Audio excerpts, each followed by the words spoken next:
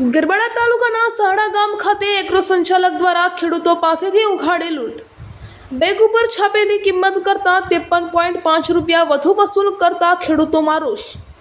સરકારના નિયમ અનુસાર કોઈપણ વિક્રેતાએ ખાતરની બેગ પર છાપેલી કિંમત કરતાં વધારે કિંમત રાસાયણિક ખાતરનું વેચાણ કરી શકતા નથી. તેમજ એગ્રો પર ડિસ્પ્લે બોર્ડ મૂકવું તથા બિલ બુક અદ્યતન નમૂનામાં નિભાવવાની હોય છે. પરંતુ ગરબાડા તાલુકાના સહાડા ગામના એગ્રો સંચાલક રાઠોડ રોશનકુમાર નારણભાઈ દ્વારા ખેડૂતો પાસેથી ઉઘાડે લૂંટ ચલાવવામાં આવી રહી છે. પરંતુ ગરબાડા તાલુકામાં ખાતરની અછતના કારણે ખેડૂતો પણ વધુ ભાવે ખાતરની ખરીદી કરવા મજબૂર બન્યા છે.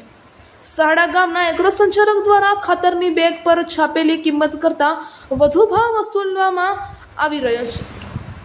તેઓ દ્વારા ખાતરની એક બેગની છાપેલી કિંમત ₹266.50 છે, ત્યારે એગ્રો માલિક દ્વારા 320 રૂપિયા ખેડૂતો પાસેથી લઈ ઉઘાડે લૂંટ ચલાવવામાં આવી રહી છે. તેમજ જે બિલ આપવામાં આવતું હોય છે તે ન આપી માત્ર કાગળની ચિઠ્ઠી પર લખી આપવામાં આવે છે અને એ પણ કાગળ ફરી પાછું લઈ લેવામાં આવે છે.